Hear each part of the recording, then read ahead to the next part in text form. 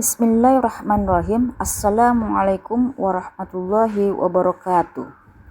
Masuk pada materi Al-Quran dan Sunnah sebagai pedoman hidup. Mari bertafakur. Kalian tentunya sudah tahu bahwa Allah Subhanahu wa Ta'ala mengutus para nabi dan rasulnya. Mereka bertugas membimbing umatnya ke jalan yang benar agar selamat dunia dan akhirat. Rasulullah SAW adalah Rasul terakhir. Islam sebagai agama yang dibawanya merupakan ajaran dan petunjuk paling lurus dan benar. Semua ajaran tersebut terdapat pada Al-Quran dan hadis. Apa itu Al-Quran? Al-Quran secara bahasa berarti bacaan, yang diambil dari kata qara'a berarti membaca. Al-Quran didefinisikan sebagai wahyu Allah Subhanahu wa Ta'ala yang menjadi mukjizat dan diturunkan kepada Nabi Muhammad SAW. Ditulis dalam mushaf, diriwayatkan secara mutawatir dan membacanya bernilai ibadah. Al-Quran berbahasa Arab dan tertulis pada mushaf mulai dari surah Al-Fatihah sampai An-Nas.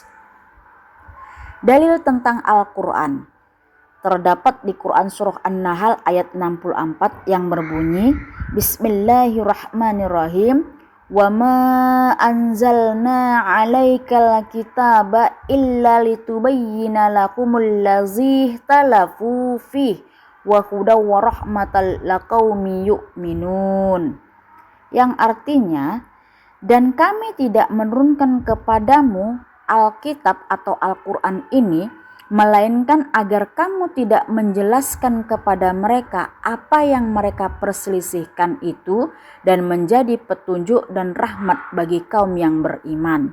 Quran surah An-Nahl ayat 64. Apa itu hadis?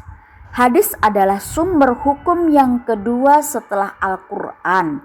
Orang yang beriman kepada Al-Quran sebagai sumber hukum Islam juga harus percaya pada hadis sebagai sumber hukum Islam. Terdapat ragam kata yang hampir sama dengan hadis. Kata tersebut adalah sunnah, khabar, dan athar.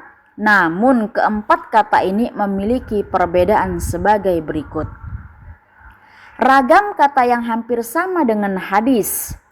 Yang pertama sunnah, semua yang bersumber dari Nabi Muhammad SAW, baik perkataan, perbuatan, takrir, tabiat, budi pekerti, atau perjalanan hidupnya. Yang kedua hadis, perkataan, perbuatan, dan takrir yang bersumber Nabi Muhammad SAW. Ada pula ulama yang menyamakan sunnah dan dengan hadis. Yang ketiga, khabar, sesuatu yang berasal atau disandarkan kepada Nabi Muhammad SAW dan selainnya.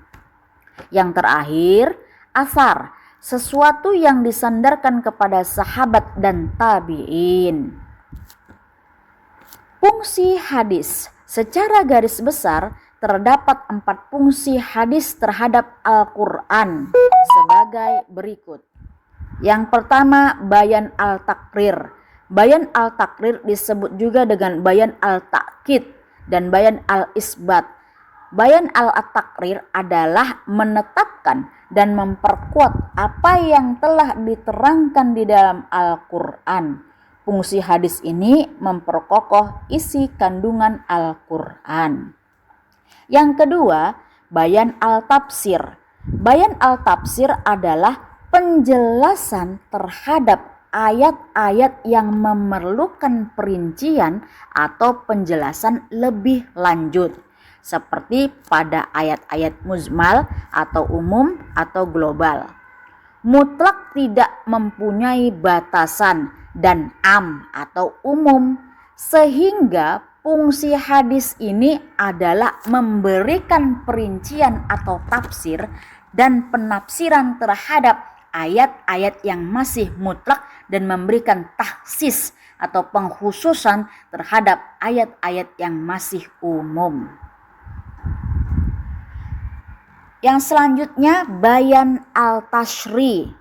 Bayan al-tashri' adalah memberikan kepastian hukum Islam yang tidak ada di Al-Quran. Biasanya Al-Quran hanya merangkak pokok-pokoknya saja, contohnya zakat fitrah. Kemudian yang terakhir bayan al-nash. Secara bahasa berarti membatalkan, menghilangkan, memindahkan, dan mengubah. Membatalkan ketentuan terhadap demi ketentuan baru yang lebih maslahat. Selain definisi ini, kalian bisa mencari informasi tambahan mengenai definisi Al-Quran menurut ulama dan juga contoh fungsi hadis terhadap Al-Quran. Silakan cari informasi tersebut bersama kelompokmu dan presentasikan di depan kelas. Terima kasih sudah mengikuti pelajaran pada hari ini dengan baik. Semoga bermanfaat dan assalamualaikum warahmatullahi wabarakatuh.